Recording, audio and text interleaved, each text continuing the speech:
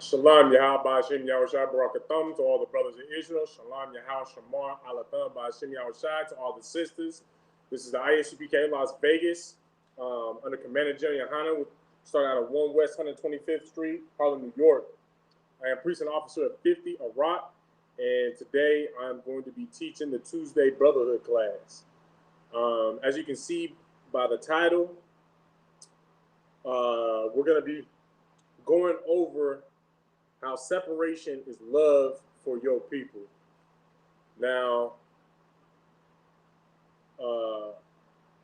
while y'all think about that title and also think about, I want y'all to think about how separation is love for your own people. You understand? And also consider the fact that today is a brotherhood class, taking into consideration who your people are, all of them. You understand? With that being said, as y'all think on that, I just ask that y'all do the same that I'm doing as well right now. Make sure that you like, share, and subscribe to the video and our YouTube and Facebook page. Our YouTube is right there on the bottom left of the screen. YouTube, ISUPK Nevada. Our Facebook is right beneath that in the blueprint. Facebook, ISUPK Las Vegas. You understand? I just ask that y'all do your part to spread out, to spread to the four corners of the earth, this word. You understand? So while y'all think about that, what the title of this class means, I'm gonna do my part and share this video, and then we'll get into the class.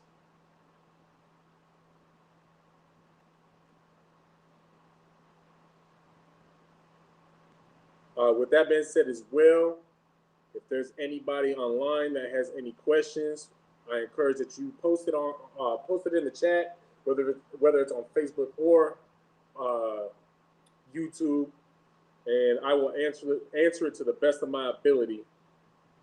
You understand? And if I'm unable to answer it to the full extent, then I will do my due diligence to reach out to a mightier brother than myself to get the answer that you seek. So either I can give it to you or you can tune into their class and ask it again. Give me one moment. I'm almost done.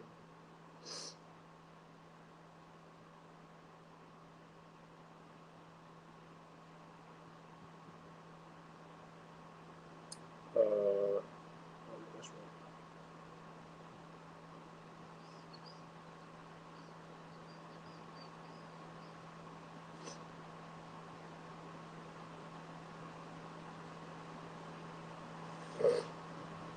Okay. So I see we have nothing online. I just finished up doing my part. So we're going to go ahead and get into the class. So what I do want to start off with is revisiting, that thought that I wanted y'all to kind of sit and ponder on for a minute on what the title of this class means. I see that nobody answered online. So sis, what do you think it means for separation is to love your own people? Well, like what am I implying by that? I would say you're not busy loving the oppressors if you separate and when we separate each other. Wait, okay, say that again. I said, if we separate each other, we're not busy loving the oppressors. Okay, so if we separate from each other, what do you mean? Who is the each other? Who is the separation for? We're separating each other from other nations. Okay, yeah, right. So from the other nations, now explain to me, how is that love for your people? Well, that means that you're around your own people. Okay, so you're around your own people. You actually get to embrace what it is to, like, what's that word? Like, to live with them, and you know what I mean? Like, Okay, so you can embrace dwelling with your own people and come closer to congregating. Okay, is that all you got? You're not wrong. I just want to hear any input, any and all input that you have. Well, a lot of the times when we're well, since when we're with other nations, like as far as like we try to be a lot like them because we're around them so much. So we separated ourselves. We would be okay with the way that we look, the way that we act. We wouldn't be trying to look more white, per se.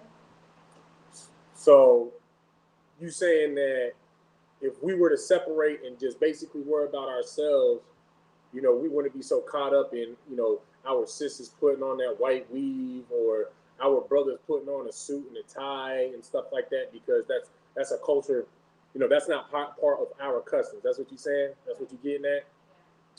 Okay.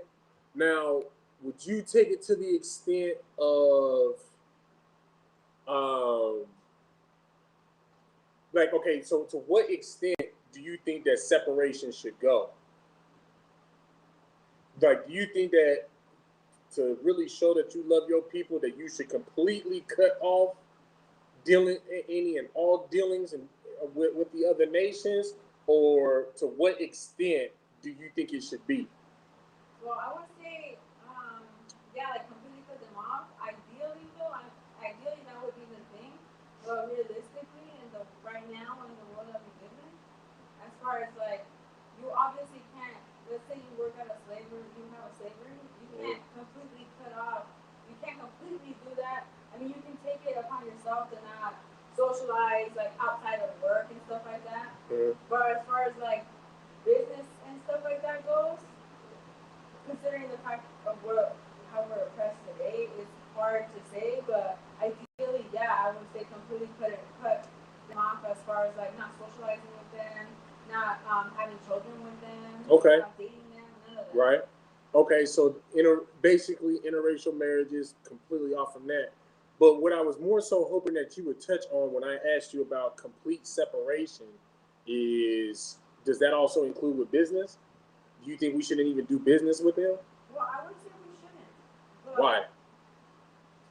well, in that aspect, as far as like us putting all our money into their business, in that aspect, I would say we should not do business with them because all that money that you could be putting in another brother or another sister's business is going into like their economy, and they're already wealthy as it is. So to me, it would be like in that aspect, don't do business with them. But in the other aspect as well, if they're willing to give you their money, that's a totally different. For me, that would be like totally different. But like, don't give all your money to another nation when you could be putting that in black-owned businesses. Okay. Like mom and pop, black-owned or Hispanic-owned or Native American-owned businesses. Okay. I could take that. I see where you're coming from. The sister Brianna Pipkins, it's lucky if I said your name incorrectly. She said you'll be able to build up your own communities and families, and it's 100% right. You understand? Part of the reason why, off of what the sister had just brought out, part of the reason why a lot of our issues that we are having is because we're so worried about dealing with, with the other nations, trying to look like the other nations, trying to be like the other nations, do what the other nations do. So, both y'all are right on that point. Hey, Jordan, Shalom, Lord of Christ. Man, I grew up with this brother, play Pop Warner football with him, man. It's good to see you again in class, man. Keep on checking in class. You understand? And Brianna says full separation. And if you don't mind, the sister Brianna, elaborate on your answer of full separation. To what extent and why? But while she types that in, and I will read that out loud when she responds. First off, I want to start off with: is there any questions that need to? Is there any questions that need to be asked in the room, online? No? Okay. No sweat. So if there's any questions that are online, again, post them in the chat. I'll get to your question, answer to my fullest ability. If I'm unable to answer it myself, as I said before, I'll get the answer for you. So one thing that I wanted to bring out is, for example, what did we just what are the two holidays that we just had recently, that just had recently passed? Go ahead. 4th of July and 4th of July. I guess Juneteenth. And Juneteenth, because now Juneteenth is an official federal holiday. Okay. Now, what do you think is, how do I want to word this? Okay, sis. Yeah, no, I can agree with you. The sister Brianna said everything: business, family, military, food, healthcare, everything. So you don't think we should do any type of trade with the other nations at all? So we'll start off with Juneteenth, since in the Black community that was made to be the biggest not issue, but that was a real big deal for the Black community, right? Because now a lot of brothers and sisters that we had actually interviewed this past weekend, which the content will be coming out and posted on the ISUPK Nevada YouTube page. So if you want to be able to see some of that content, make sure that you are subscribed to ISUPK Nevada YouTube. But a lot of the brothers and sisters that we had spoken to and interviewed about how they thought and felt about Juneteenth, they thought that was such a big win for us, right? That's that day is finally being federally recognized is a big win for the black community. Now, reason that it's not, and on topic, I'm just gonna go to you real quick to see if you can tell me why do you think that they even gave us Juneteenth in the first place? Well, I feel like the reason they gave it to us is just like is the same reason they never give any little crumbs of anything to us to make us feel like we have some type of freedom. Okay. So now you kind of like walking on that path, especially with the last thing that you said. But give me another reason why you think they gave us. And I meant like walking on the path for what I want to hear for the answer. What's another reason you think that they gave us Juneteenth in the first place? They wanna keep us. What's the word? I guess I guess you would say sleep. Okay, it keeps us asleep. And how would you describe being asleep in America? What does it mean to be asleep in the first place when we're discussing this subject? Well, for one, we aren't free and we're still slaves. And the fact that we're asleep would be not being able to see that, like not being able to see that you are still a slave in the country. You're not free whatsoever. Okay, so where I wanted you to go with it is what you had said earlier, because they give us they give us Juneteenth. What is Juneteenth basically similar to? Juneteenth is similar to what other holiday?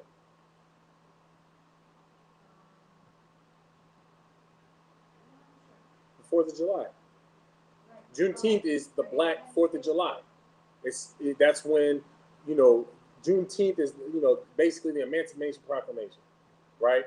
So that's when, as a so-called black woman and a black man, we were deemed free here in America.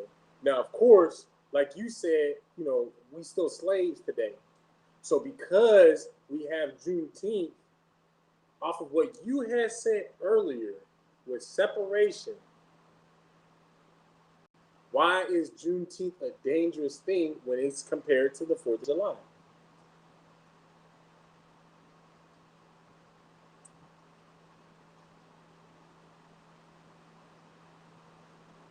Okay, sis, but I will say to you, actually, I will get on the whole business aspect in a bit. Because they're not going to pass the George Floyd law, so they have to pass something to keep black people quiet. No, you're right. You're exactly right. The sister said because they're going to pass the George Floyd law, so they have to pass something to keep black people quiet. And that response is to when I had asked why they gave us Juneteenth in the first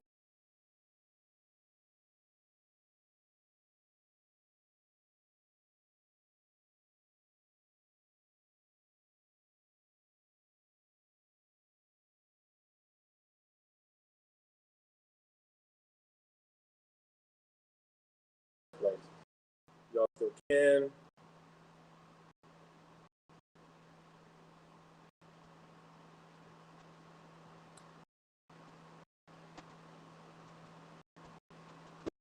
Frozen. Might be coming back to. Okay, we're that's a lot.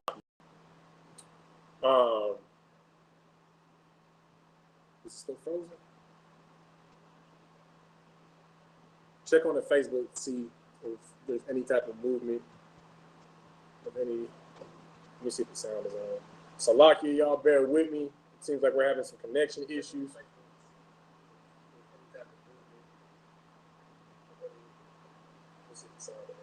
Salakia, y'all bear with me. All right. So it's just like really laggy. So they give us another holiday where we spend money and continue to worship idols. That's a great, excellent point that you just brought out, sis. But okay, so we're gonna move on. So revisiting that question that I had just asked you.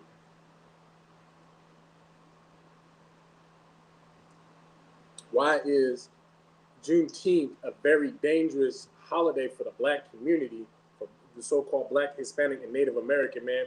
Hell, you can even bring up the Cinco de Mayo as well, because that's celebrated here.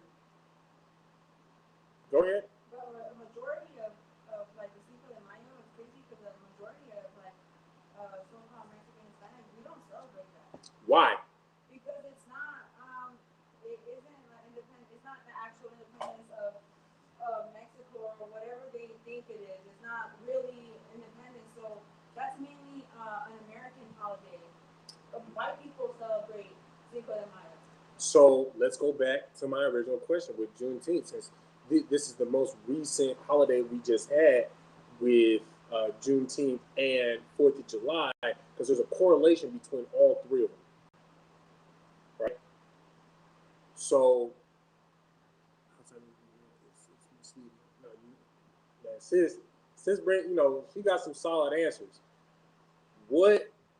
Why is it that Juneteenth is dangerous for the black community?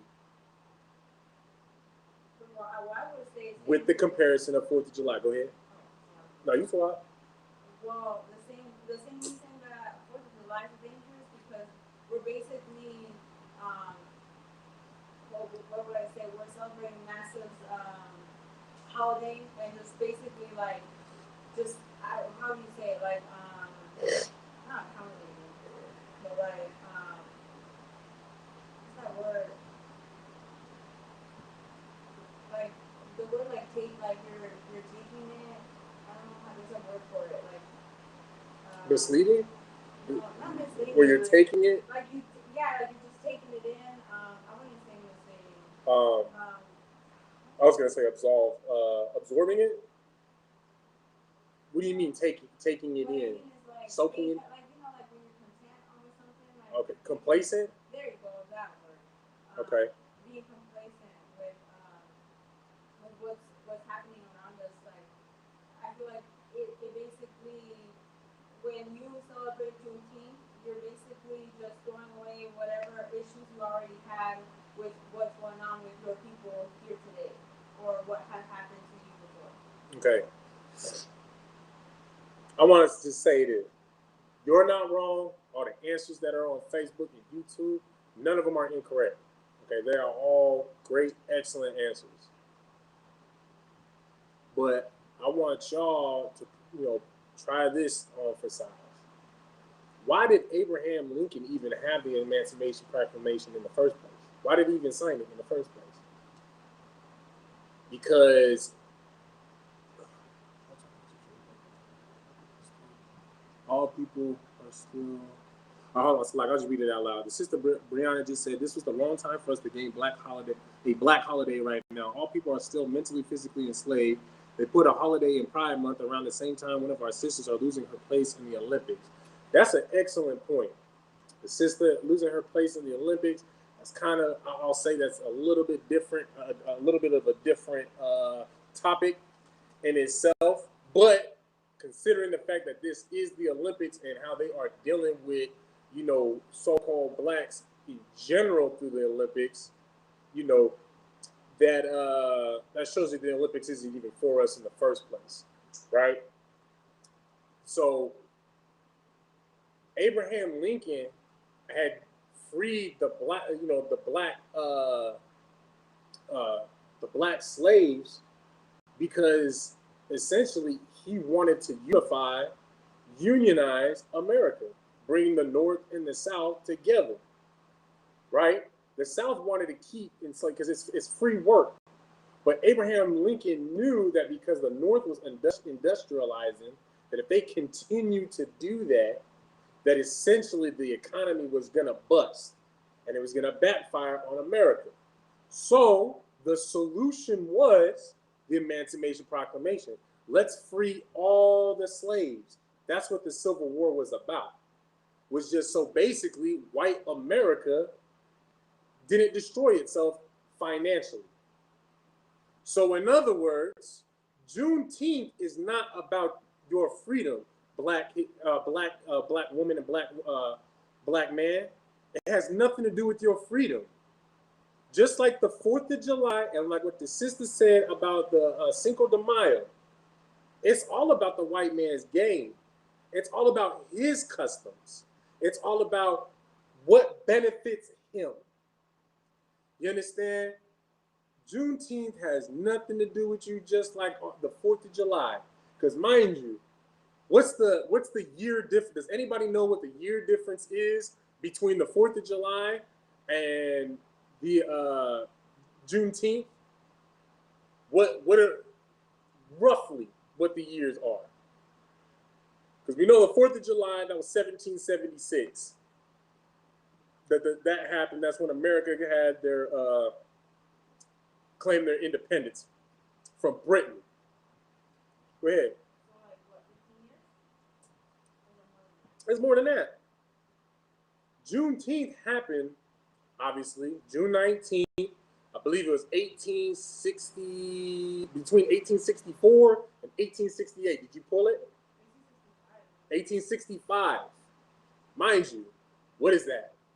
90, what is that, 99 years? That's almost an entire century before the black man was freed. I've been doing that a lot lately. I like it. I need to stop doing that.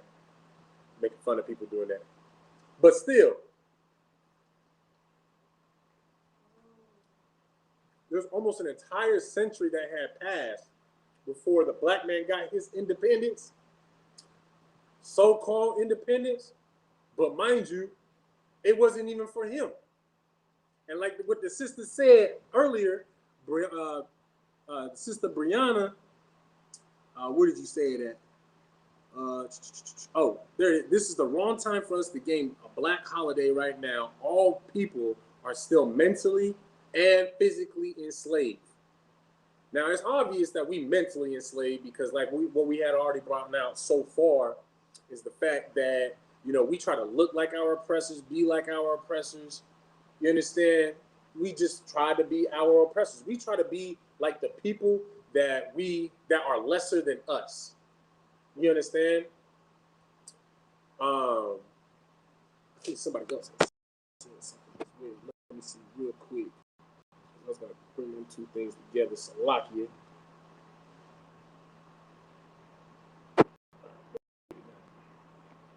All right, no sweat. But you know, us being physically enslaved. I mean, think about it. We're all going, you know, a lot of us are working 9 to 5. Some of us making, you know, are So like we're going to 9 to 5s just to basically keep the lights on.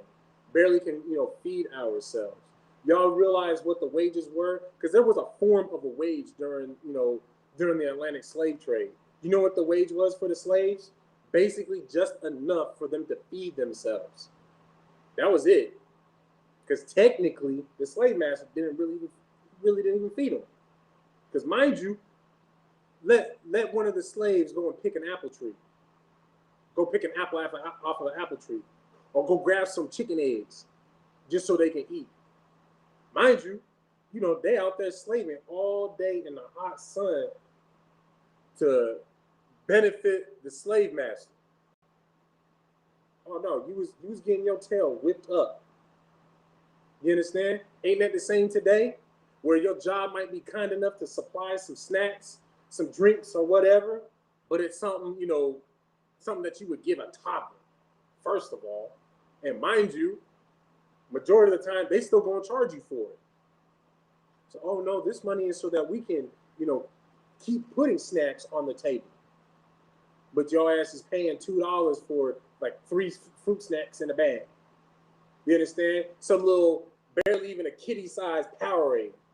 Basically a juice box where you drink the whole damn thing in one go. You understand? So the sister 100% right. Physically, we still in slavery. And then again, to revisit the mentality portion of slavery is the fact that we think that our oppressor being on, us putting him on that pedestal, we think he better than us. When it's really the other way around. You had something, Sid? Oh yeah, I was gonna say, as far as like none of us own any property.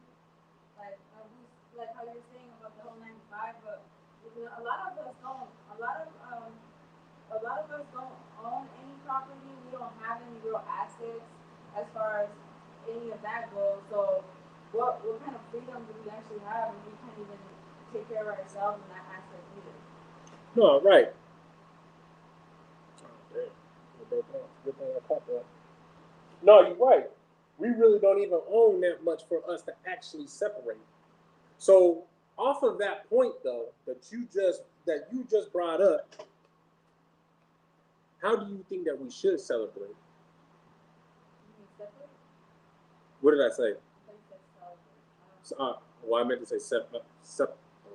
Like, yeah, how should we separate? How should we separate by the other nations? What is the way to do it? Well, first off, it all comes down to our money wise. The first step is where does your money go? Okay, you can say where your money goes. Because honestly, I feel like that's probably one of the, I wouldn't say easiest, but like the most accessible way to start off in general. But okay, so you're saying in the business aspect how we circulate our dollar in the black community. That's under the umbrella of the answer I'm looking for. So you're right, but I want something bigger. It's so much bigger, but yet in the same breath, it's so much simpler because it covers that. How do we separate from these other nations? How do we separate from our oppressor that we put on a pedestal so that we can, you know, essentially have the kingdom, so that we can live within the kingdom, so that we can bring the kingdom here on earth? Follow law, statutes, commandments. Carry out the Lord's will. And what's one thing that the Lord told us to do in the first place?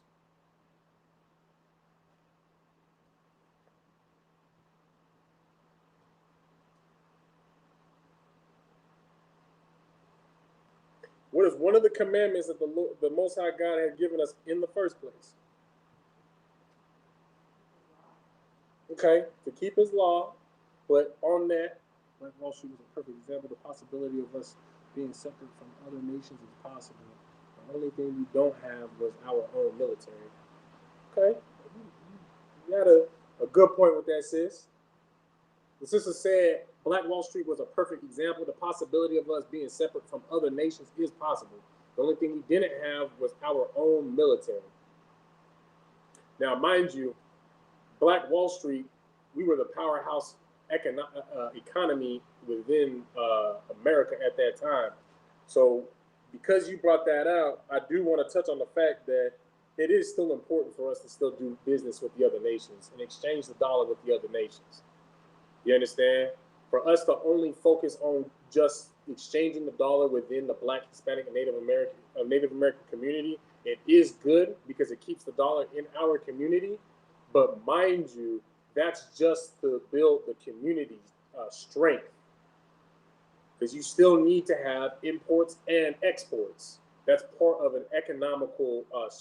That's part of what reinforces an economical strength.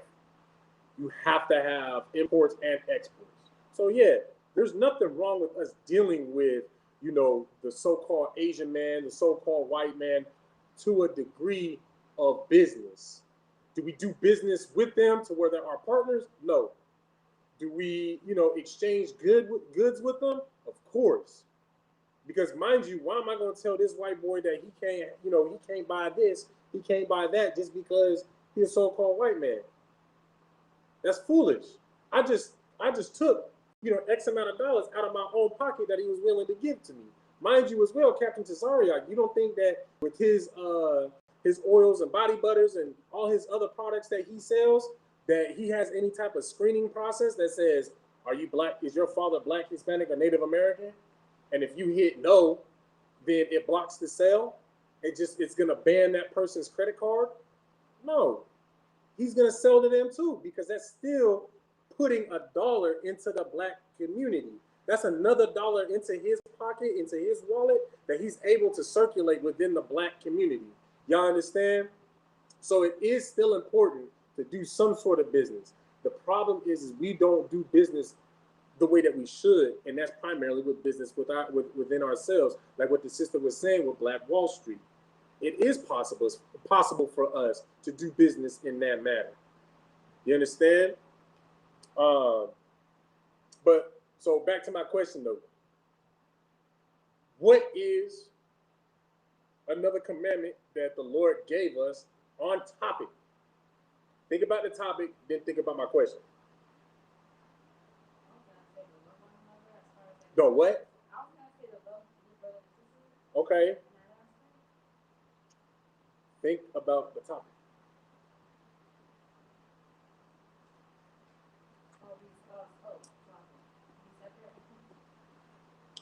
To be separate, exactly.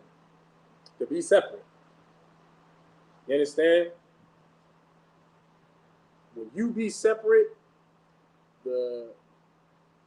conducting business the way that you're supposed to within your people, you will do business the way that you're supposed to with your people and the other people and with the other nations alike. You understand? You simply follow the laws, statutes, and commandments. In turn, that'll teach you to be separate from the other nations. And as you are separate from the other nations, now we're able to come into the place that we're supposed to be in. Now, what place is that? And we're going to read a scripture. What place is that?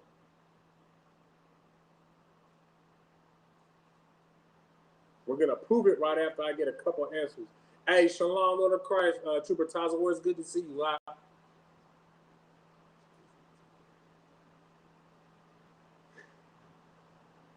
You got an answer for that? To rule, rulership, which also means what's a lame way to put that? Salagi? A lame way, like a real simple, dummy way to put it. Oh, you said on top. Oh, okay, yeah. It's like my bad. To be on top. You understand? Now we're gonna prove that within the scripture. You understand? This is the book of Deuteronomy, chapter 7, verse 6. All right. For thou art an holy people unto the Lord thy God. The Lord thy God hath chosen thee to be a special people unto himself, above all people that are upon the face of the earth. Now, mind you, it said that we're supposed to be a holy people. What's another word for holy?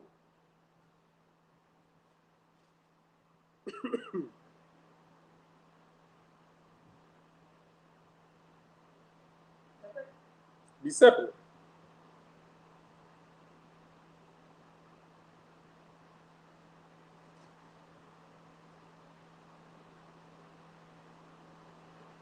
Another word for holy is to be separate. So, for thou art an, a separate people unto the Lord thy God. So the Lord is saying that you know, the so-called Black, Hispanics, and Native Americans, the Israelites are, is a people in a totally different category than everybody else. You understand? The Lord thy God hath chosen thee to be a special people unto himself. Again, re-emphasizing on the fact that the Blacks, Hispanics, and Native Americans are looked at in a different light in the eyes of the Most High God. You understand? Above all the people, mind you, above all the people. So that's our rightful place. But the thing is the most. But the thing is the Most High isn't just gonna give it to us. That wasn't His intent. You understand? And on top of that, to wrap that up, it says, "Above all people that are upon the face of the earth." Why should that stand out to everybody?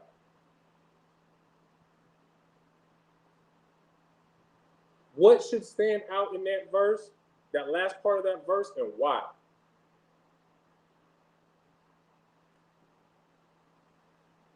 Go ahead. The word what? Oh, you said earth. No, kind, exactly. It's because it's earth versus what? Versus world. Now, where do you think I'm going with that in the first place? Well, I would say because world can be specified as different areas. Given my context, different societies and ages.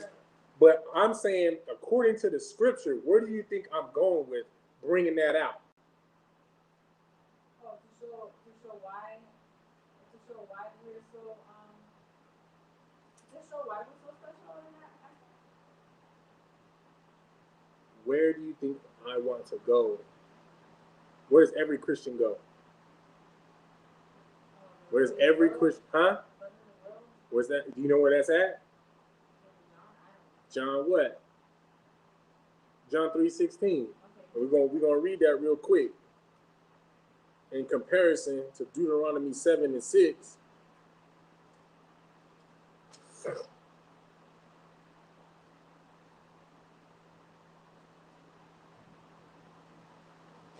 You understand? So in Deuteronomy 7:6, we just read that the Most High God said that we are a holy people above all the other nations on the world, right? Let me just paraphrase it real quick. That way we can, move on with the class.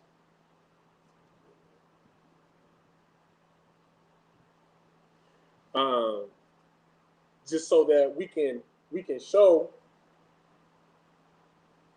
the difference between earth and world. You understand? John 3:16 reads, "For God so loved the world." Now, mind you, you said earlier, what does world mean? Giving context, different age, society, custom, right? That he gave his only begotten Son, that whosoever believeth in him should not perish, but have everlasting life. So in this context, what do you think that world means? What do you think? What does the world in John 3:16, what does world mean there?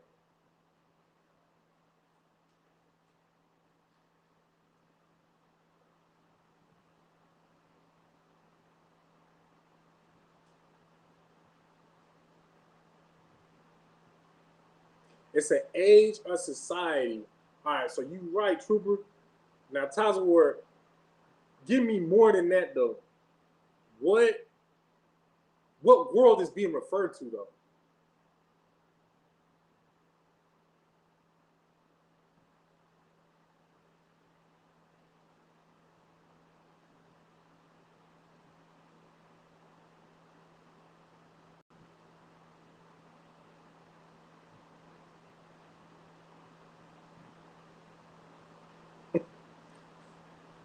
That's crazy. That's crazy. Tells us what world of Israel, exactly, the world of the blacks, Hispanics, and Native Americans. So anybody within that age or within that custom, within that society of the Israelites, you can whoever is in that world, who's ever in that society. I lost my place.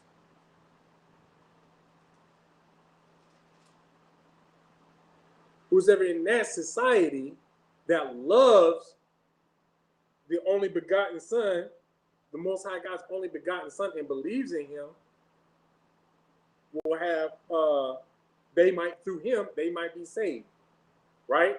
So how do you get that mixed up with Deuteronomy 7:6? And we're gonna jump back and read that one more again. So the book of Deuteronomy 7:6 says,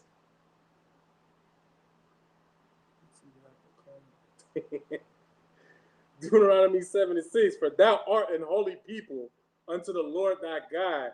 The Lord thy God hath chosen thee to be a special people unto Himself. So now, mind you, in comparison with John 3:16, sis, what's already being done? What's already being done? The Lord is separating, causing a separation between us and what everybody wants to say that John 3:16 means, where it's the whole world. Well, guess what? That world is already being separated in the Old Testament. You understand? The Israelites are already being removed from the rest of the world to say, hey, this is the world, the society that I deal with, that I see as a special, a holy, and what else did he say? Salakia, a special and a holy people, who above all the people that are upon the Salakia. Let me read that from the top. Salakia. For thou art an holy people unto the Lord thy God. The Lord thy God hath chosen thee to be a special people unto Himself, above all people that are upon the face of the earth. Now, can you change earth into a different context? And if so, what context can earth be taken as? Which, quite frankly, Salaki, let me see if y'all know where I'm going with this.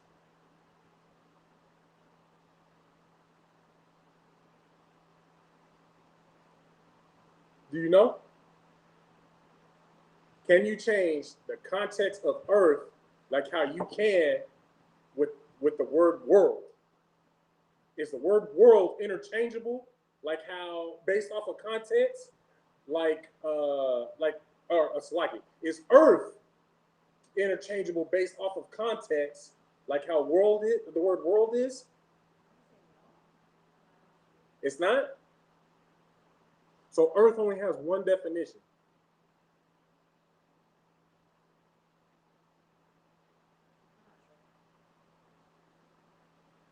All right, so you're gonna look at, hey, no sweat, go ahead and look it up, sis.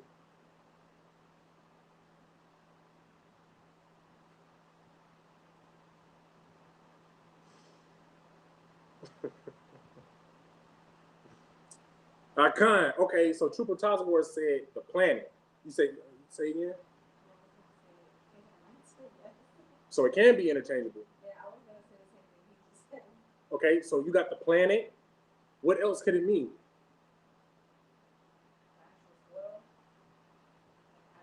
Soil, earth, the soil that you can literally, you can't pick up the whole earth, but what can you pick up? A part of it, the dirt, right? So, but with that being said, right here it says Deuteronomy 7:6, it says above all the people that are upon the face of the earth. So it could be the face of the planet, or just everybody that's doing what? That walks on the dirt, right? Everybody that's on that dirt. So there is no mixing up Deuteronomy 7:6. And mind you, scripture says that we need to read precept upon precept, right? So John 3:16 saying what it says about, so God so loved the world, He gave His only begotten Son, that whosoever believeth in Him may be saved. I mean, what is that telling you right there? When you started off with Deuteronomy 7:6 saying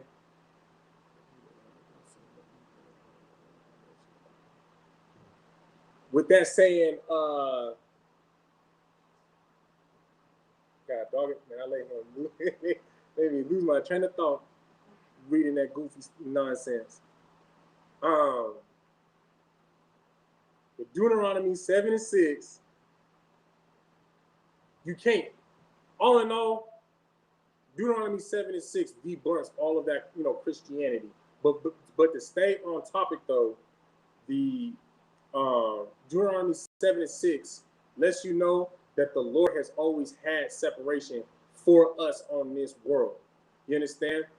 Or on this earth. And we are to always have separation away from the rest of the other nations. You understand? And mind you, you can't go from the Old Testament and hop over to the New Testament and think that God had changed his mind about how he was going to deal with his people. Because mind you, you can go to, first of all, start off at the book of Malachi. Or no, is it Malachi or is it Micah? Let me check real quick. I accidentally lost my place right there. I believe it's Malachi or Micah. Or not Malachi. I'm all over the place. One second. I'm going to pull it for y'all.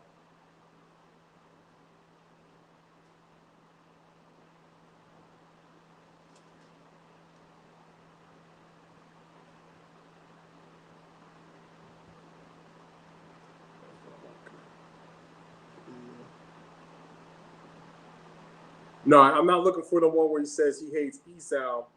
It said the Most High says that he never changes. He changes not. It's Malachi 3 and 6. So the book of Malachi chapter 3 verse 6 says, "For I am the Lord, I change not.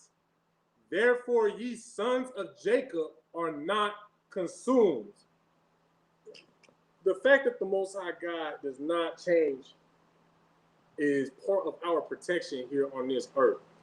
You understand? And just real quick, for those of y'all that are watching and you see this goofball saying just off the wall things on YouTube and or Facebook, man, just ignore the bro, just ignore him. Dude got a demon on him. Let him say what he's got to say. You understand? But moving forward, I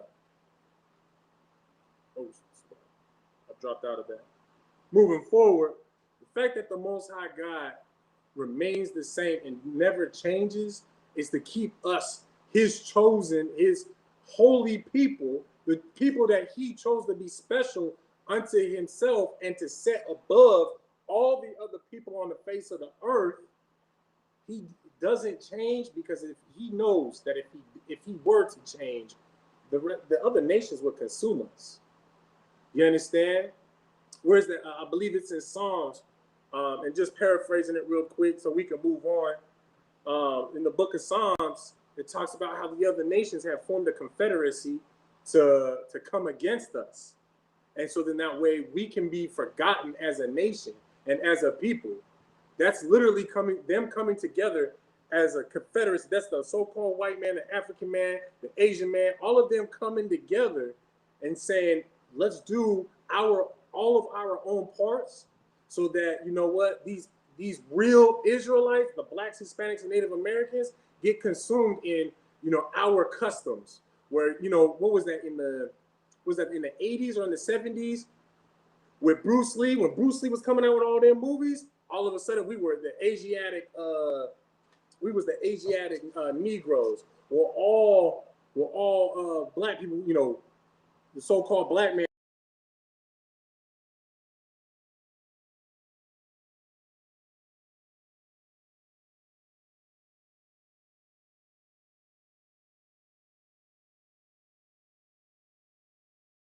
All of us were the went out a second. He's to cut back on.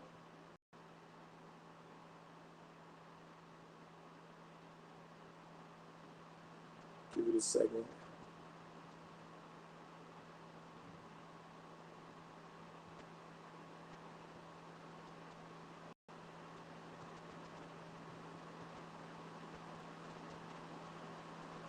Okay, I think we're good now. Okay. Just like, where was I at? So, where was I at? Okay. Why does internet keep on going out though?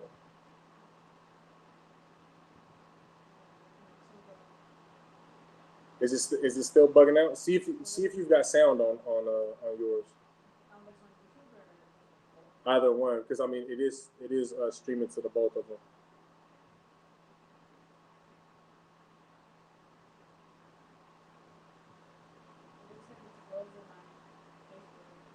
Check the sound though, because it might just be lagging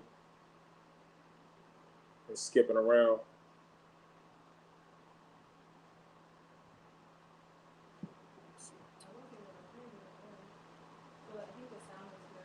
So it sounds good, but give me Salakia. If you can hear me, press 1. Baba Kasha. Check the sound though. Okay, yeah. I got sound on mine. Okay. So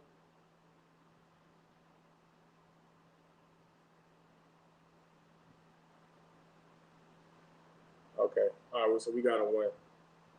So yeah, that's where I was at with in Psalms, the Confederacy, right? That's all the other nations coming against us to consume us. You know, like when Bruce Lee was coming out with his movies, everybody wanted to be Asian. You understand?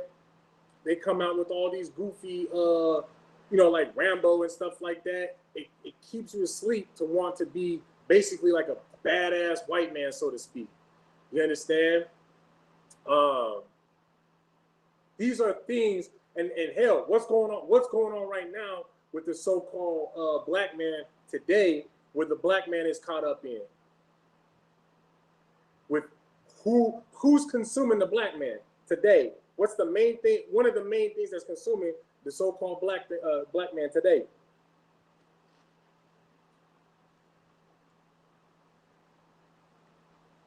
I'll give you one hit to get to stir your answer away from. There is Christianity, but there's two other answers I want.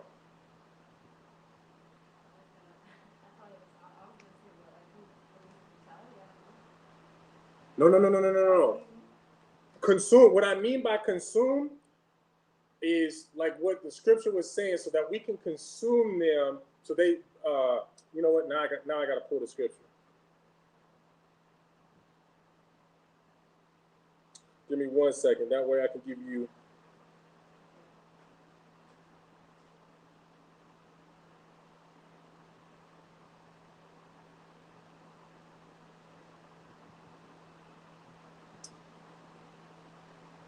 Psalms 83 and 5. So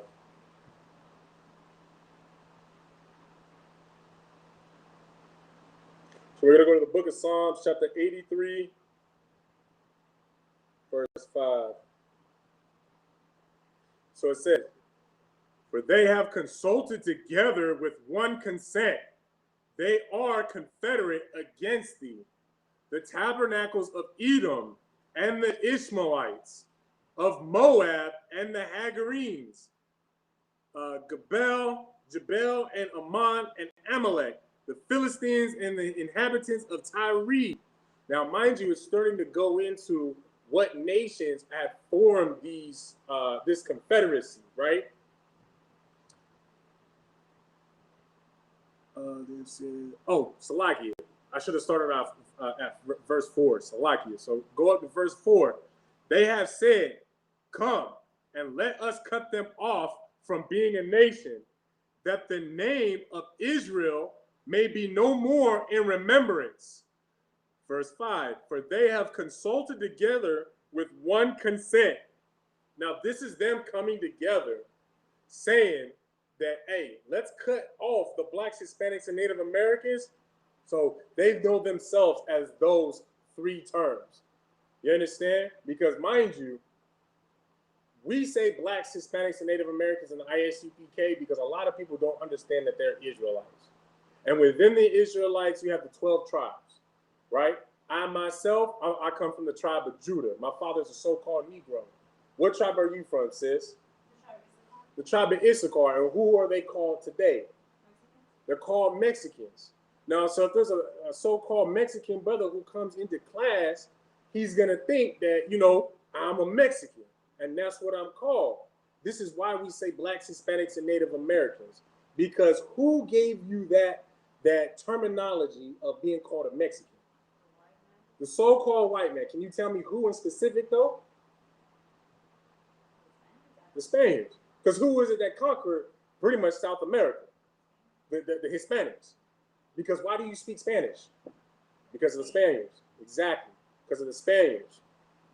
So this is why we have to speak the way that we speak in these classes. Now, mind you, you understand, when you actually in the school, you know, we don't necessarily ask you, oh, you know, like, what are you? If you tell us that, you know, you Haitian, okay, cool. We know that you're from the tribe of Levi.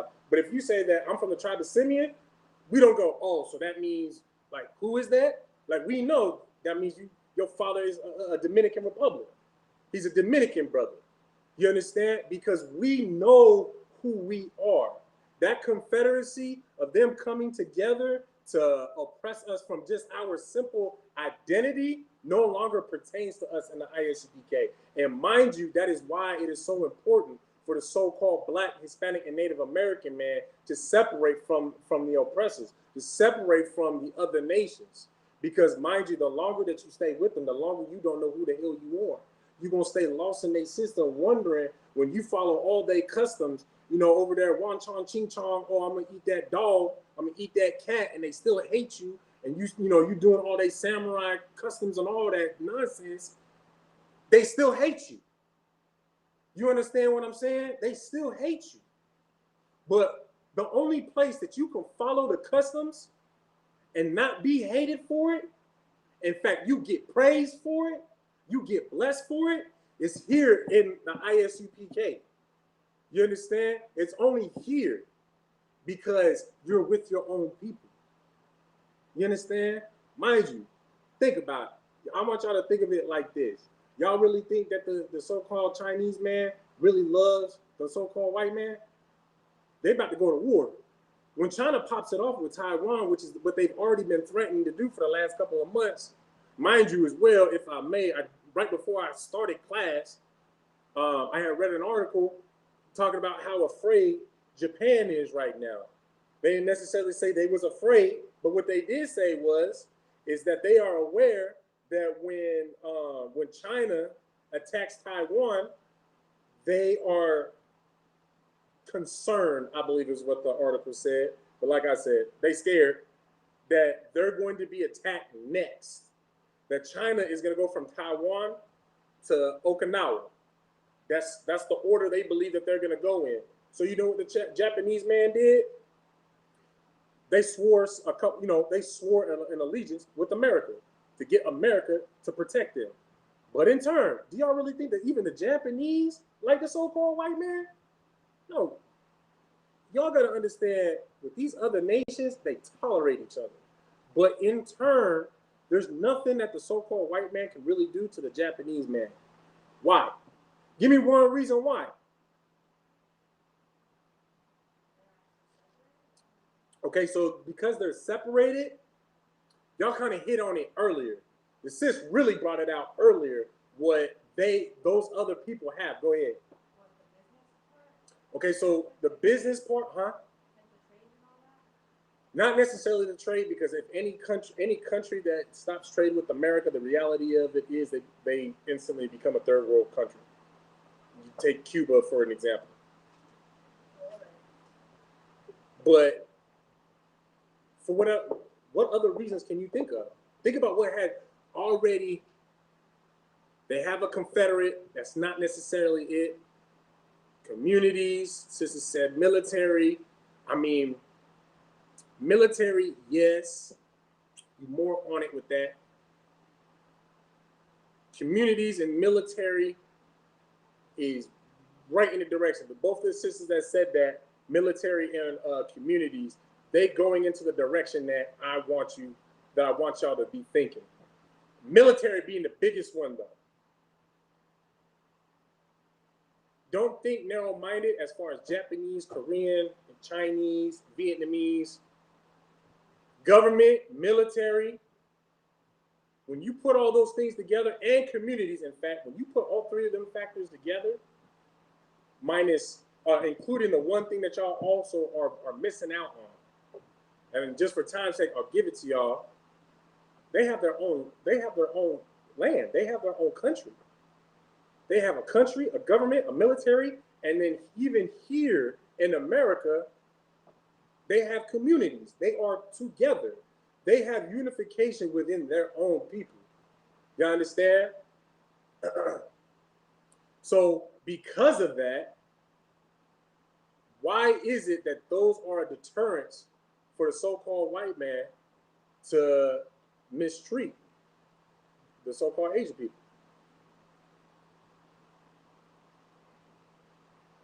And I want y'all to think what's happened this year so far. We started off with class with something that we got in the black community, right?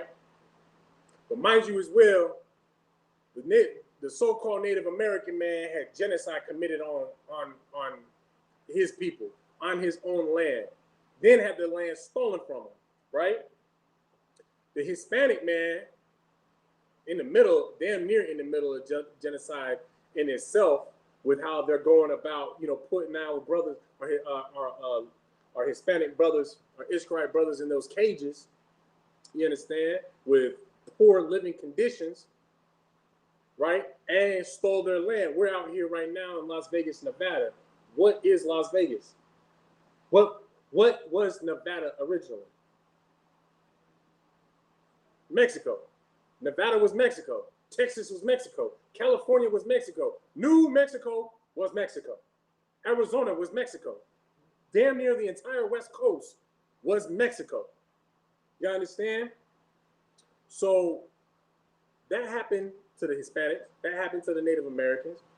The so-called black man built this country alongside with the Native American and Hispanic brothers and sisters. We built this country on our backs, right? Blood, sweat, and tears. But we got Cinco de Mayo, Thanksgiving, and Juneteenth. I want y'all to think about that. The Native Americans are given Thanksgiving.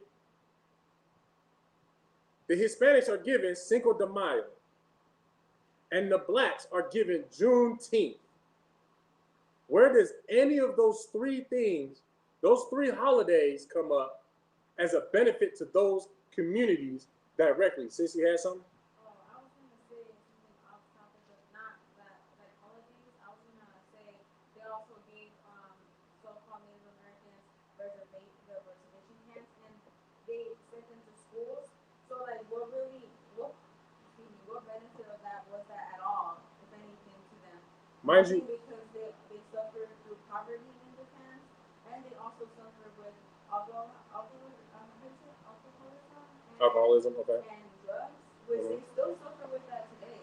So that was like part of what America giving them something back to them as well, and that in which was detrimental to them. Like it affected them more than it benefited them, and still to this day, it still affects them more than it benefits them. Now let me take what you just said a step further, though. The so-called white man gives the so-called Native American man reservations, but then in turn, when it comes time to make a new pipeline, what does he do? Now that reservation is either completely removed or just got that much smaller, right? Now, mind you, Black History Month, which is Trooper, exactly right, because they can pack up and go home and take the economy with them, which in turn hurts America. Now, the so-called blacks, Hispanics a little bit, Native Americans in the so-called black man, it affects us the most. Actually, no, it's all three of us, because mind you, the so-called Mexican man comes here to America to send money back home because the wages there are so bad, because the white man is still oppressing them in in South America and in Mexico, Central America, we'll just say, in Central and South America, they still oppressed there. They got the Spaniards there who still live there. You had something? Yeah, I was gonna say, and the thing that sucks so much about that is they come here, which technically this was our land first, to be illegal here and still struggle, like when in fact we didn't have to go to any of that. No, facts. No, exactly that. So, um, but what is one thing? What's another thing that the Asian community doesn't? What protects them? Sis had a great answer because they can pack up and go home and take the economy with them. Mind you, as well, they got their own government, they got their own land, they got their own military. Go ahead. Okay, they got the white man protecting them with bills and stuff. There you go. That's exactly the Asian hate bill. That's exactly what I wanted you to bring out. Because like off the sister Brianna's point, she said because they can pack up and go home and take the economy with them. Mind you, they go home, they going home to a government, their own land, their own economy, and a military. Now, if that country, that land, that government, that military is offended enough, what you think is going to happen? That's war. There's more war on the so-called white man, right? But the biggest war that's being conducted on him, what do you think it is? That financial war. So instead, since they wanted, in fact, they didn't even cry about it. The Asian community didn't even really cry about the hate that they were receiving, but still got a hate bill because they wanted to say, you know what, we still care. We want y'all here, want y'all to feel protected. But because the blacks, Hispanics, and Native Americans, we don't have anywhere to go. But you can have Thanksgiving, you can have Cinco de Mayo, and you can have Juneteenth. And they are all, is Cinco de Mayo a federal holiday? I don't think it is. Stay tuned. Give it time. It might become a federal holiday. Yeah, go ahead and check verify that. But y'all understand what I'm saying? The only way that you can actually protect yourself is first by learning who you are and protecting your identity. Okay, so Cinco de Mayo is not a federal holiday, but no sweat. But your first step to protecting yourself is learning who you are and doing what the Asian man do. The Asian man will let you buy his product. The Asian man also knows who he is, and he knows to remain separate from you. Have that same mentality with all these other nations. You understand? We're gonna get back on the topic. Salaki, I know we kind of went all over the place a little bit here and there. So now we're gonna drop the book of Psalms, and we're gonna go to the book of Amos, chapter 3, verse 1.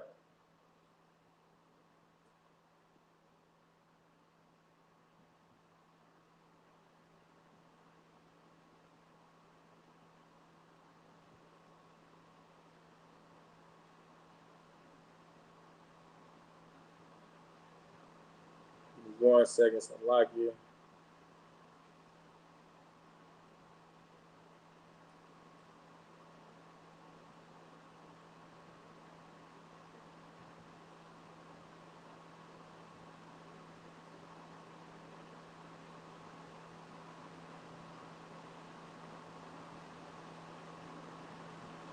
Okay. So the book of Amos, chapter 3, verse 1. Hear this word that the Lord has spoken against you. Mind you, it's already starting off. The Most High God is speaking against somebody. Right? O children of Israel. Now, the Lord God is speaking only to the children of Israel. He ain't talking to the whole Christian world, you know, the Christian definition of world. Mind you as well, since we're going to keep it logical and practical, he's not speaking to the whole earth. He's actually speaking to the children that he set holy, set special to himself. set to be above all the other people on the face of the earth. He's speaking to them right now, right? Against the whole family which I brought up from the land of Egypt, saying, he's talking about, the people that he brought out of Egypt. Mind you as well, did God take everybody out of Egypt? Did God take the Asian man, the Chinese man, the Japanese man, the African man, the Russian man, Spanish man? I mean, let's go on. Did he take any of them, the East Indian man, did he take any of them out of Egypt? No, he took the blacks, the so-called blacks, Hispanics, and Native Americans, the Israelites out of Egypt, just them. So again, this is another time in the Bible that we are being, it's being made separate from, we are being made separate from the Lord's words, mind you. From the Lord, according to the Lord, how he separated us by his actions, mind you as well, right? Verse 2, you only have I known of all the families of the earth. Y'all, I feel like maybe y'all didn't hear that. We might have some Christians in the class. You don't know, maybe somebody got bad hearing like I do. You understand? I'm damn near dyslexic when people talk to me. My ears mix up words. So, just to clarify, you only have I known of all the families of the earth. The Lord only knows us. Just like how he separated us, he separated the blacks, Hispanics, and Native Americans, the Israelites, from all the other families of the earth, to so much to the extent that he don't even know them. Now, who can tell me what the Lord means by know them?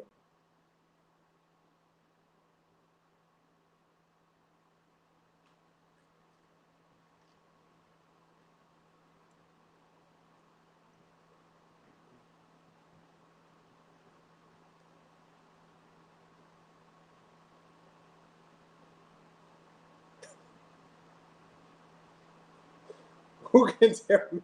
It's a like it. Who can tell me what the Lord means by what the Most High God says when he says that of all the families? What does he mean by knowing a family on the earth? Okay, so right, sis, how would the Most High God say that he knows a family on this earth? Mind you, when a man, according to the scripture, when a man knows a woman and when a woman knows a man, what did they do? Speak up. They had sex. Now they know each other, right? But mind you, Most High God ain't coming on the earth having sex with nobody.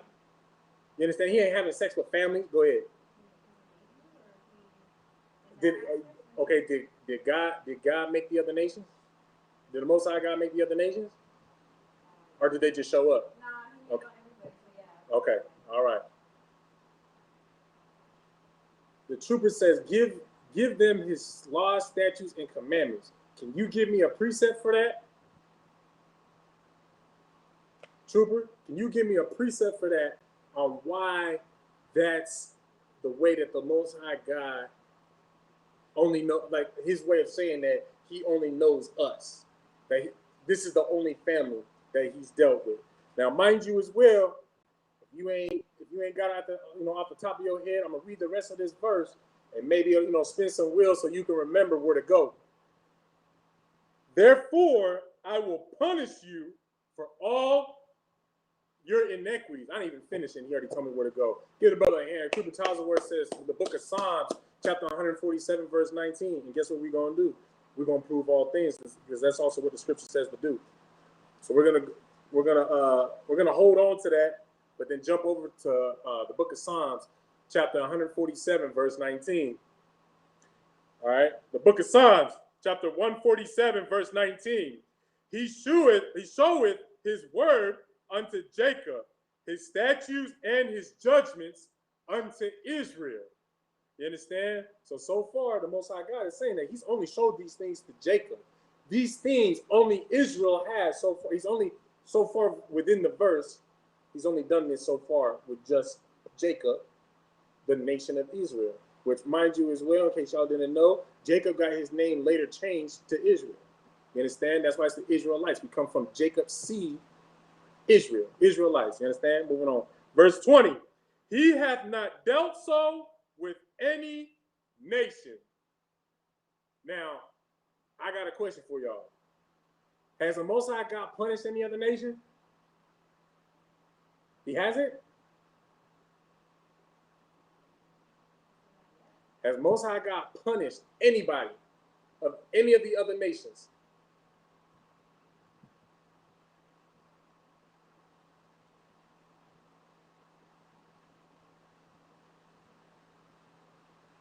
So I'll wait for online too. Give you time to think.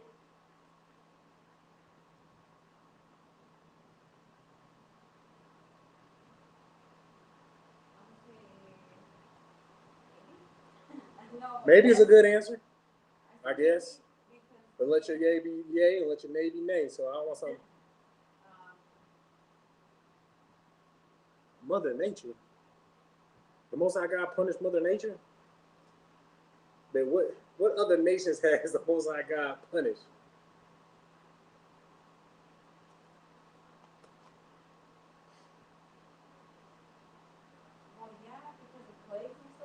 Okay, so who? You said the Most High God has punished another nation with plagues. That's one way that He's dealt with another nation. Who? Give me an example of who?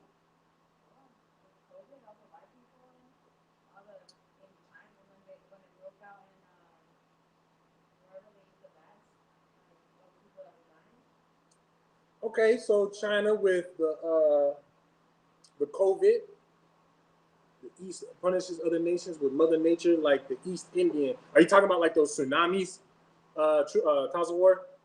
Like do they have tsunamis? I think they have monsoons. I'm trying to think what that. I see what you're saying.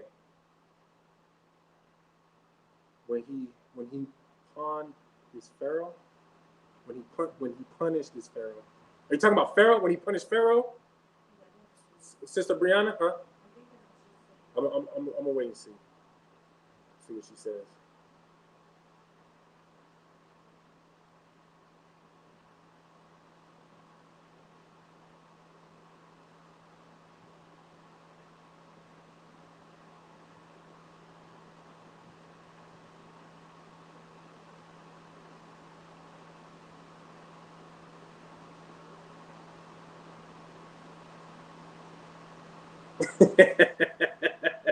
I knew what nation he was.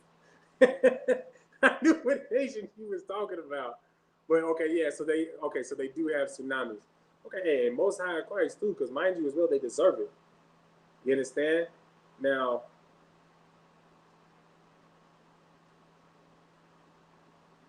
so yes, the sister says, "Khan." So, what nation was that? What nation? When he punished the Pharaoh, what did he punish the Pharaoh or did he punish the nation? And Tazawar, my question to you off of your answer is, why do you think that they're getting why do you think that they're getting tsunamis like how they are from the Most High God? Ooh, so likely.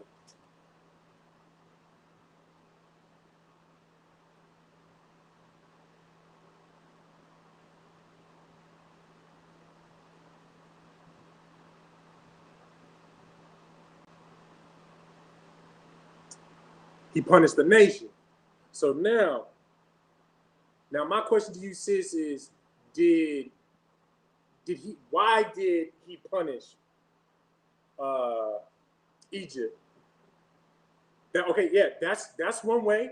But mind you as well, he destroyed the entire nation. He obliterated Egypt.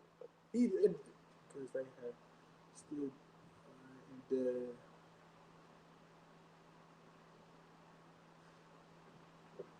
I mean, they have actually done something though, Trooper. Look at where they set up their shops. It's not like you go anywhere and it's it's Abu's palace in any of the major cities. They posted up somewhere and they live good. Them East Indians come here to America and live good, but it's because of how they live, who they prey on.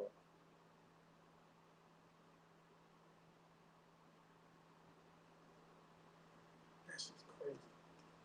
Go ahead.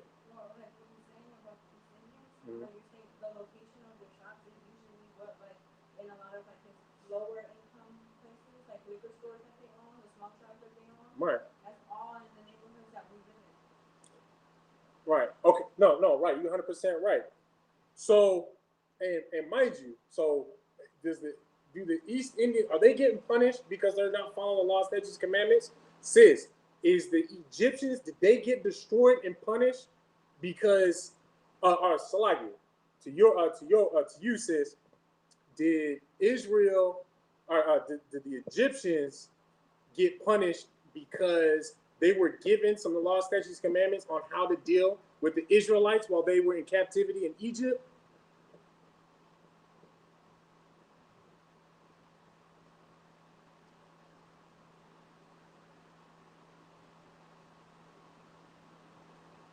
Did you have an answer? Yeah, no, they're not getting punished because they don't, because the law has nothing to do with them. The law wasn't given to them, so it doesn't pertain. They can't transgress the law. The law's not for them. Right. So do you see the point that I'm making though? The point that I'm trying to make? That he's not. Because what did we just read in Psalms 147 and 19? Then also in Amos 3 and 2. Oh, that it's only pertaining to us. Okay, the law is only pertaining to us, right? Uh-huh. But if we're being punished for our iniquities, why are they being punished? What's the difference between the two? That's what I want y'all to answer for me. So It's not releasing the Israelites. That's not it, sis. so I'm thinking, but don't they get punished in the same thing for what they're doing to us as far as like That's our it. That's oppression? it. That's just it. It's how they treat us. That's it. Because mind you, our punishment is different than their punishments. Our punishment is we get Deuteronomy chapter 28, 16 through 68, the curses that are inflicted on us. It's like 15 through 68. Salakia. You understand? When we break a law, statute, or commandment, you go to Deuteronomy chapter 28, verse 15 through 68, and you're going to find yourself in there. You understand? But when they're over there eating bats and having, being homosexuals and hell, doing any abominable thing that we're not supposed to do they get punished for it? Do they get punished for it? Don't worry about that. Don't worry about that. But do they get punished for it? So, okay, listen. The entire point to my question.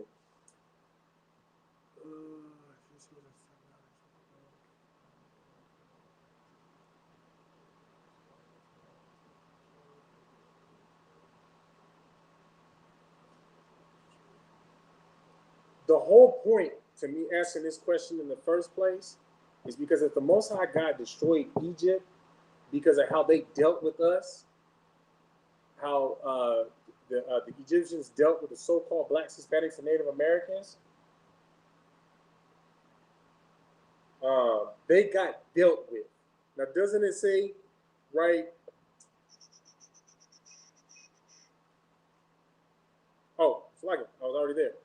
In Psalms 147 and 20, it says, He hath not dealt so with any nation. He has not dealt with any nation. But didn't he deal with Egypt? Did he not deal with Egypt for the sake of our forefathers? For the sake of the Blacks, Hispanics, and Native Americans at the time of the ancient Egyptians? Right? So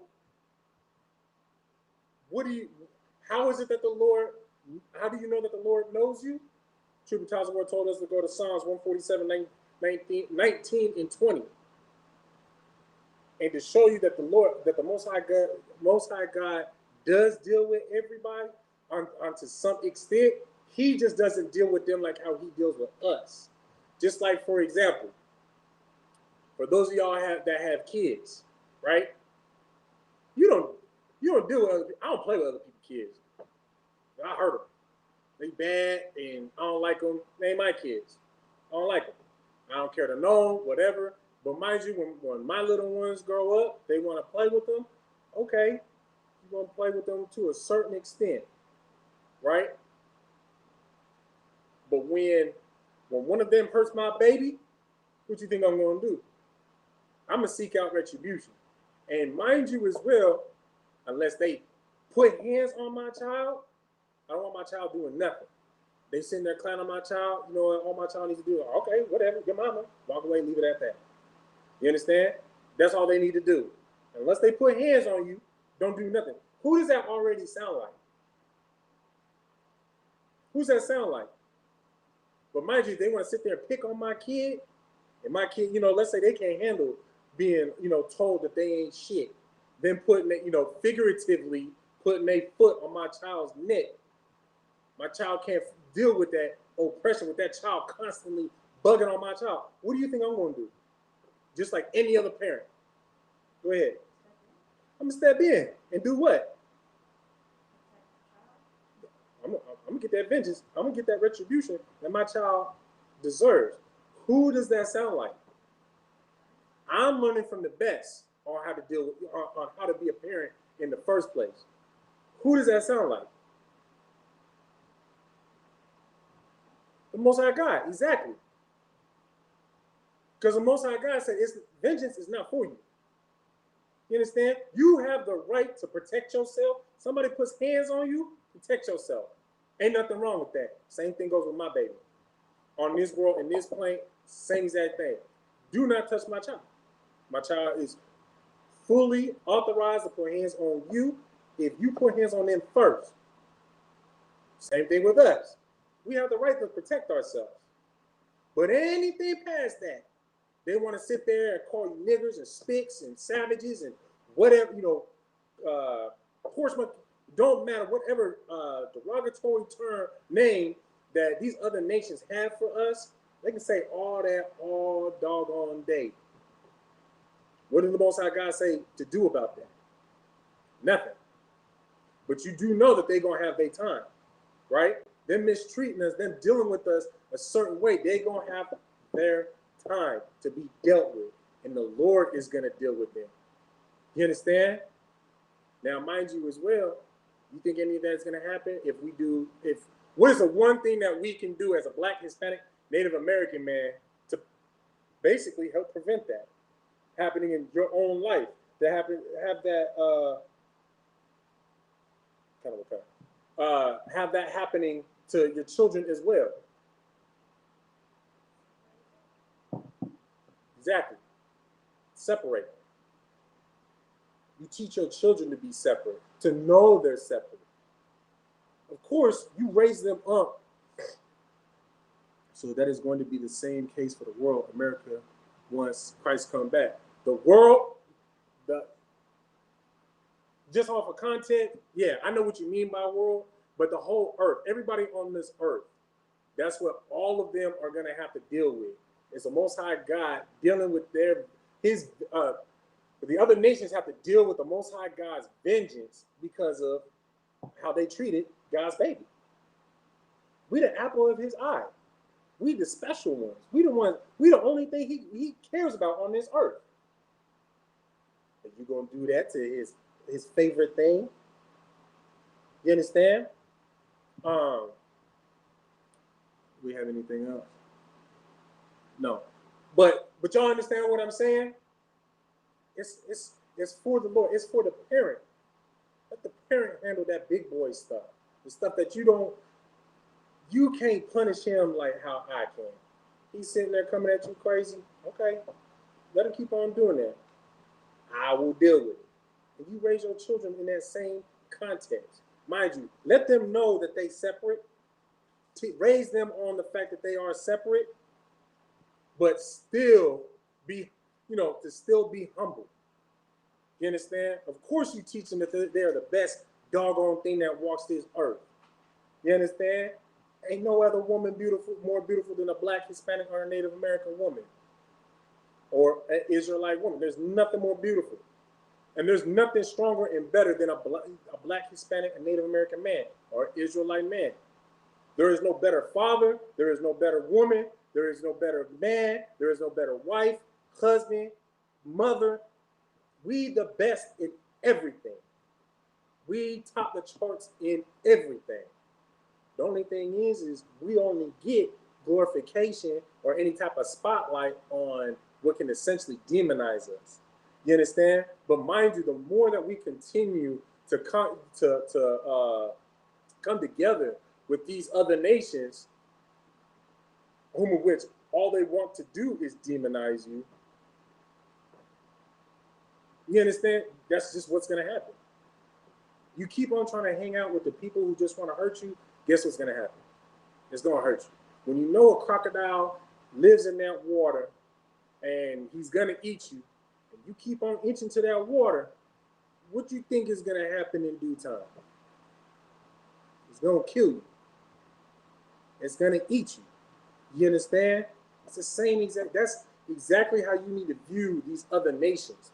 Because mind you, what we just read in Psalms 83, 4 and 5, they trying to consume us. Think of the other nations like that crocodile trying to consume you. That same exact concept. You understand? Trying to swallow you whole. You understand? And the only way that you can prevent that from happening, man, separate. There's another way to get water from that water hole. To get water from where from where that crocodile resides. You ain't even got to bug him at all. You can dig a big old ditch from where that water is all the way down and essentially create an irrigation system from that body of water that crocodile resides in safely. You understand? It's the same thing with us. The same exact thing with us. You understand?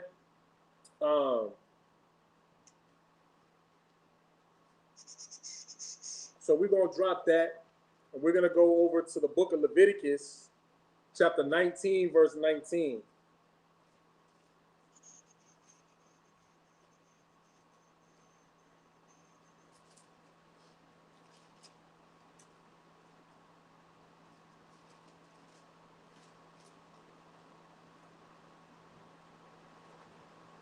You understand? So we're going to read the book of Leviticus, chapter 19, verse 19. Ye shall keep my statutes. Thou shalt not let thy cattle gender with a diverse kind. Thou shalt not sow thy field with mingled seed.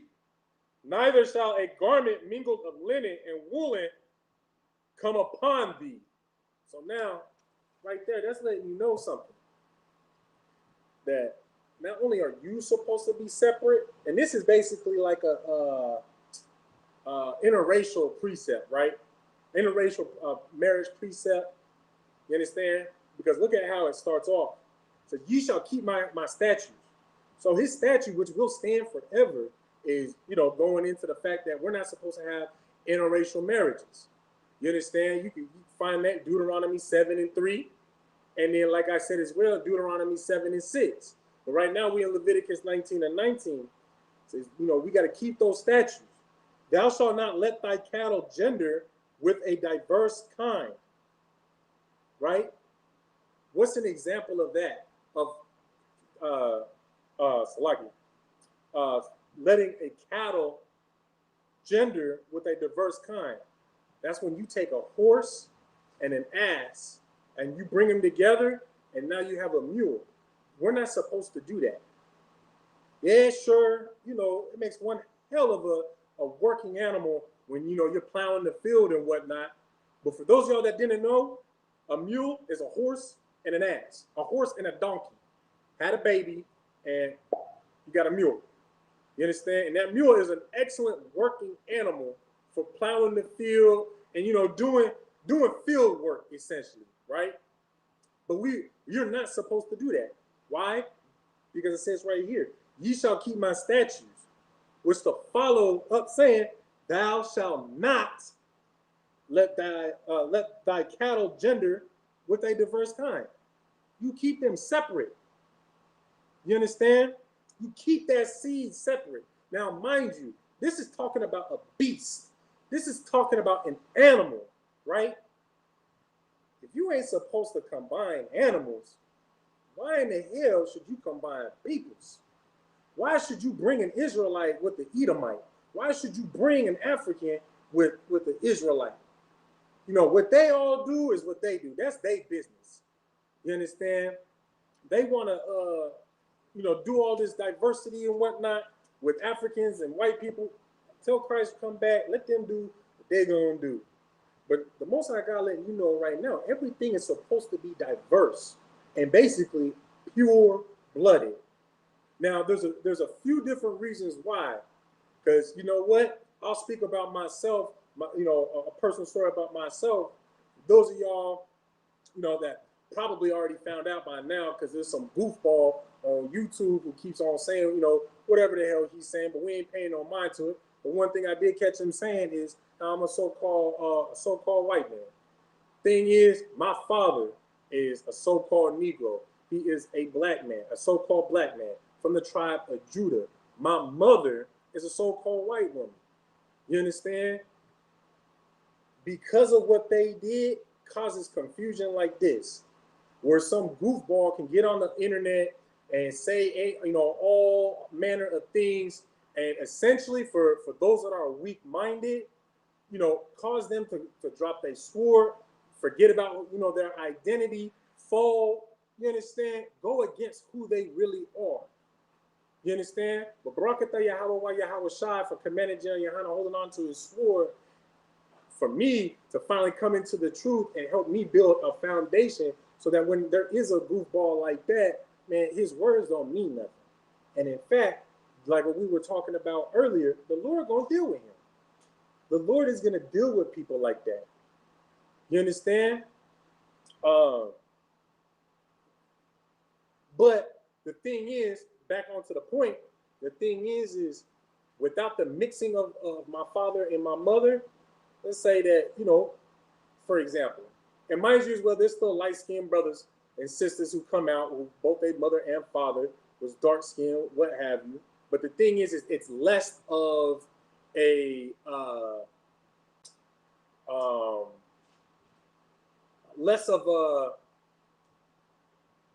do you put it? It's less of a question. You understand? You know what your stock is because it's simple. My black father laid down with a black woman. We know it's a black baby, right? Chances are I would have came out with nigga hair, had good curly hair. My eyes might have been brown. I might have been, a little bit more melanated. What have you? I would have been missing a lot of the traits that I picked up from my mother. You understand? And that's the whole point. It's the same thing with these animals. The whole purpose to them breeding the horse and the ass in the first place, they bred it in a way that you have this ultimate working machine to help you plow the fields, which is the mule. You understand? It's basically a GMO. But the thing is now you have a mixed product. You understand? Going to go further on the point, it says, thou shalt not sow thy field with mingled seed, right?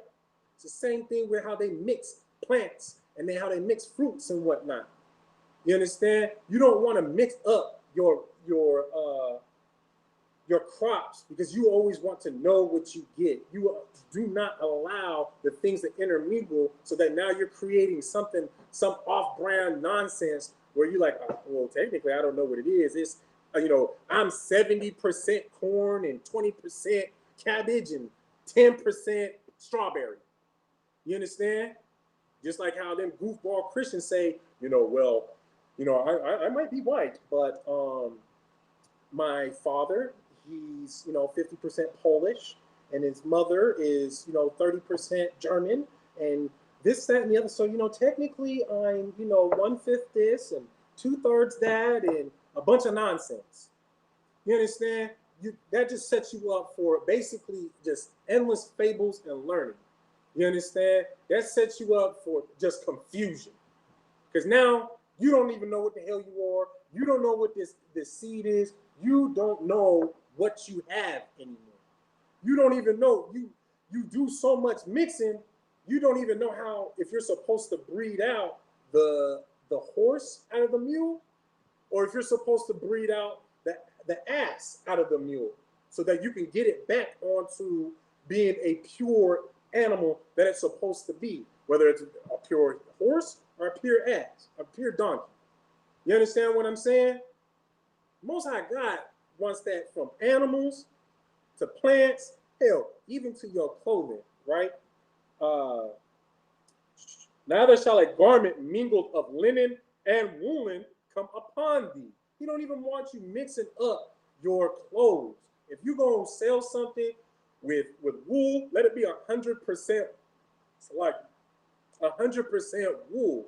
Because mind you, everybody sells their products based off of the economy, right? So because of that, let's say me as a merchant, I sell woolen shirts, and I sell them at 95% wool and 5% of it is polyester. All right. So it's like it. So I sell it at the rate of 100% wool, a 100% woolen shirt. Now I just cheated you. You understand what I'm saying? Everything needs to be diverse and unto its own kind.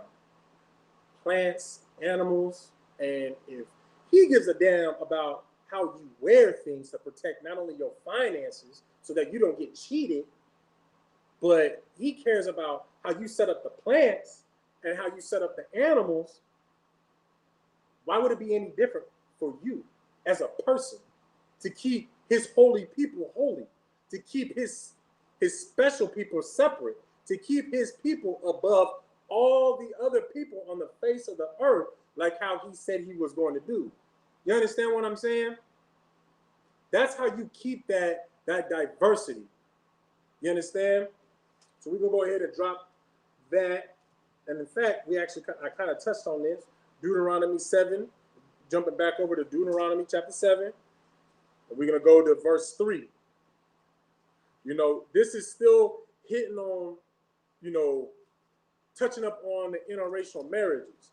But mind you, the reason why, who can tell me why I'm even hitting on the interracial marriages in the first place, given what the topic of the class is, the subject of the class is today? Go ahead.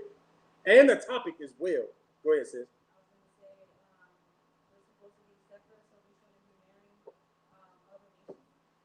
You can't be separate if you taking a white woman as a wife. You can't be separate. You cannot be deemed as separate if you taking an Asian man as your husband. That's not separation. You understand? That's bringing you yourself, your children, into their customs, right? Because mind you as well, what's one thing that the Christians always talk about? What is part of the Christian marriage? What is a very important aspect of the Christian marriage?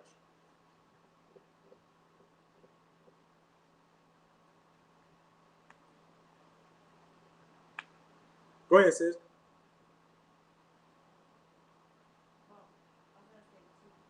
Go ahead.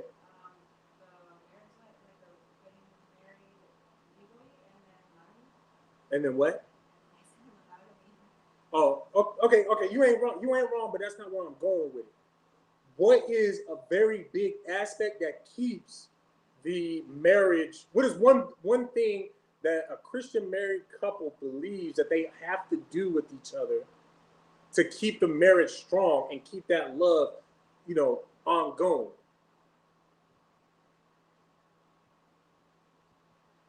You don't know? Anybody online?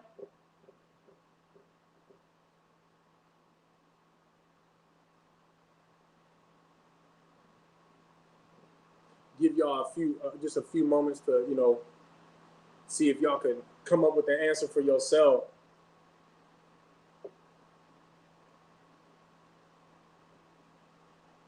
Not for you to get legally married. I mean, you're not wrong. not wrong, but once you're already legally married, what helps? What is one thing that the Christians teach that both partners have to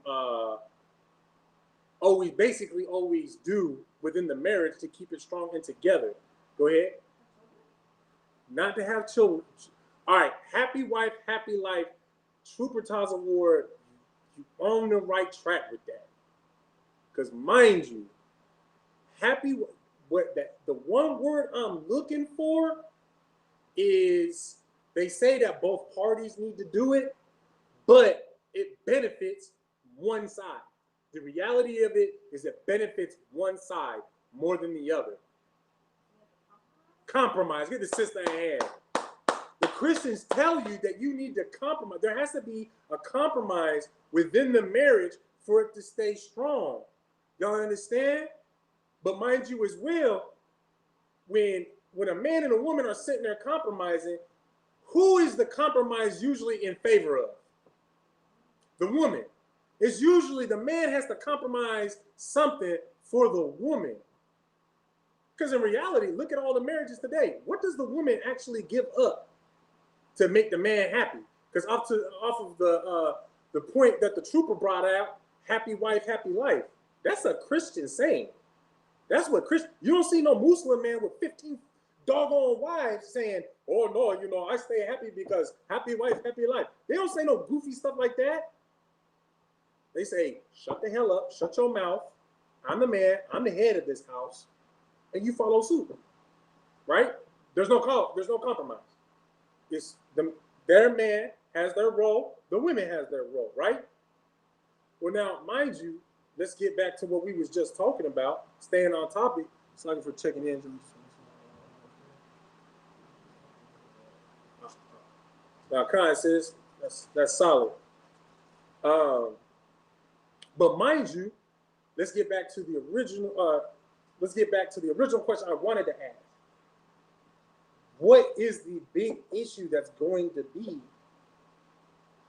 if, I as a Judite man, if I were to marry a white woman, or you as an Israelite sister, you were to take an African man or a white man? Now, I know you raised your hand first for something else. Go ahead and say that, and then. Oh no, I was going to ask what you said. If we're married, if we're in interracial marriages, we're compromising the law. Like, we're not going to be following the law, statutes, and commandments because we're going to be doing what they believe in or whatever have they or whatever. Now, why is that an issue for an Israelite man or woman? Why is that an issue for a man or a woman? Now, Constance, you're right. That's an abomination. But I wanted y'all to just kind of stay on topic of what we're talking about right now. So right now, we're talking about compromise within a marriage, right? And compromise is part of the reason why we're not supposed to marry the other nations. Salakia, go ahead. You have your hand up. Oh yeah. You're saying why is that a reason? Mm-hmm. Well, we get consumed, right? What you were saying earlier about. We get consumed, but how about try the fact that the Most High God doesn't do compromise. Either be hot or cold. Don't be lukewarm. Right. So if you compromising with your husband just because it's your husband and he an African, you compromising with him to please him, what you doing to the Most High God? You being lukewarm with the Most High God, which he said, what's he going to do with those that are lukewarm? Spew them out. You're right. Right, sis. That's exactly it. So now let's see what the Most High God actually said. His words, right? Because I can wrap it up, put in a pretty bow, and say it a certain way, and maybe I don't even say it to the fullness where everybody understands. But when you read Deuteronomy 7 and 3 and 4, I mean, it puts it plain as day in the most lamest way. So like you said, you give me some more of that raspberry iced tea, bubble shot. The book of Deuteronomy chapter 7, verse 3. Neither shalt thou make marriages with them. Thy daughter thou shalt not give unto his son, nor his daughter shalt thou take unto thy son. So this is talking about, giving your children off the marriage, giving your children off for marriages to the other nations. Don't give your son to their daughters, and do not take their daughters to your son, and do not give your daughter to their sons. You understand? We're about to find out why. Now, mind you as well, this is a commandment, right? This is the Lord, commanded us to not do these things. Verse 4, for they will turn away thy son from following me, that they may serve other gods. So will the anger of the Lord be kindled against you and destroy thee suddenly. When did that happen before? Go ahead. Who? With King Solomon.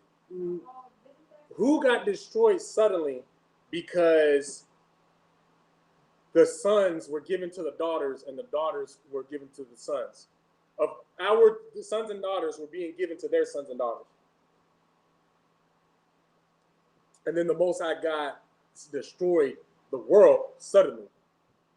When did that happen before?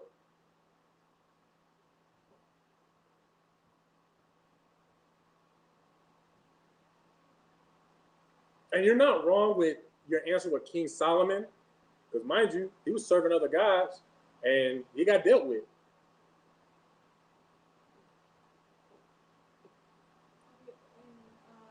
Come on, trooper. Sodom and Gomorrah was more so about homosexuality. That was more so about homosexuality. And mind you, that was, I believe Sodom, if I'm correct, that's a city. The entire earth got destroyed. With Noah. And the trooper got there first, Most High in Christ. So that lets you know, the Most High God ain't playing. The Most High God wants separation. And like what we read in Malachi 3 and 6. Can you paraphrase it? Was you paying attention? What did Malachi 3 and 6 say? Was it? I don't look at your notes, that's cheating. I asked you if you could paraphrase it. No, I cannot. All right. Malachi 3 and 6. The Most High God does not change. And that's me paraphrasing. So I am the Lord, I change not. Basically, so that the sons of Jacob do not be consumed. Right? Now, mind you, right now, we're in a time where we acting like we was in not only Sodom and Gomorrah, but also like how we was acting pre-flood, pre-Noah flood.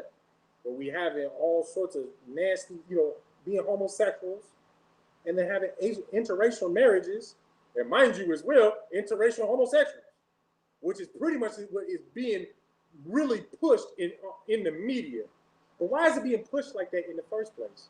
We can still revert back to the book of Psalms, chapter 83, verse 4 and 5. This is what they are doing to keep us, like the sister said earlier, asleep, but to destroy who we are, what our name is, so that we forget that we are the Israelites, so that we forget Deuteronomy 7 and 6, for thou art a holy people unto the Lord thy God, a special people. You understand? They trying to make us forget all these things so that we just stay focused on John 3:16, go to church, worship Caesar Borgia, that homosexual who raped his sister, killed his brother. Mind you, this man was all about all manners of sickness. But that is your Lord and Savior in a picture format in your church. Y'all understand? When you forget about who you are and what your people is as a whole, and you let somebody else tell you who you are and even tell you who your God is, it has you going into some homosexual, I don't even want to call it a church, honestly. I don't even want to call it a congregation, a homosexual whorehouse that they call the Christian church, where the pastor is going to molest your child, boy or girl, going to sleep with your wife, sleep with your husband, sleep with your brother, your sister. man, what that brother said a couple years ago, man, lock your doors, lock your windows, man. They come, hide your kids, hide your wife. They coming for all of you. You understand? That's what you go into when you let somebody else tell you who your God is. And mind you as well, that person, that white Jesus, Caesar Borgia, you look at him and put him on a pedestal, say he died for my sins. What white man ever died for a nigga? What white man ever died for a spit? What white man ever died for a savage? What white man would ever die for an Israelite? You know goddamn well that Christ was not that white man. You understand what I'm saying? It's like that. Just the simplicity in that kind of, kind of bugs me. But y'all understand what I'm saying? Got you worshiping somebody that hates you, something that hates you. And in fact, he basically stands for everything that goes against the Lord. Homosexuality, because he was a homosexual. That was, he's the Pope, one of the popes, I think, was it Pope Alexander II, something like that? His son was Caesar Borgia's lover. And y'all can look these things up. You understand? You can look up who Caesar Borgia is, and it'll show you pictures of Jesus Christ and his actual face, Caesar Borgia's actual face without, the robe and his little gay ass soft face and all of that nonsense. Sorry for my language. But you'll see what he really looked like. And then it'll go into who his gay lover was, how he raped his sister, I think he killed his mother as well. He was a murderer, incest, homosexual. He was a straight criminal. And that's who we put on a pedestal and try to worship. All because we want to congregate with them. We want to be a part of them. We want to be like them. We wouldn't have a rampant issue of homosexuality in the Black, Hispanic, and Native American community if we never came together with the so-called white man. If we would stay away from Egyptology. You understand? If we were to stay away from all that Asian BS. Because mind you, the Asians do have a culture in which, it was prominent for homosexuality. Just like the Africans. It's all over. But then, us, I just want to start off with throw out the fact that that's the people who like to stick their heads up cows' asses and think, that's supposed to mean something. Sticking their head in cows' asses and bathing themselves in cow piss. But I'm supposed to send $1, donate $1 to help them with Ebola or help them with whatever manner of disease that they seek out for themselves, mind you. You understand? But homosexuality is prominent in Egyptology, in all of those African customs. Yes, it is. Same with the so-called white man. All the way back to when they just appeared on Earth and started up a civilization, which was Greece. Their own first, major civilization. You understand? Greece. And in fact, I was reading the other day, can't remember the white dude's name. It started with a C though, but it was one of their, not popes, their Caesars. Caesar, and it started with a C. I can't think of his name right now off the top of my head. But he was the first Caesar that did not have a homosexual lover, a man lover. And you know what the people of Greece thought? It was weird. They didn't understand it. You know why? Because it was their custom. You understand what I'm saying? We're going to leave it off right there. We'll have a part 2 if y'all would like to have, so like it. We'll have a part 2 next week on Tuesday. So yeah, one thing that I just want y'all to take from all of this is we need to learn to separate. And that separation begins with following the laws, statutes, and commandments.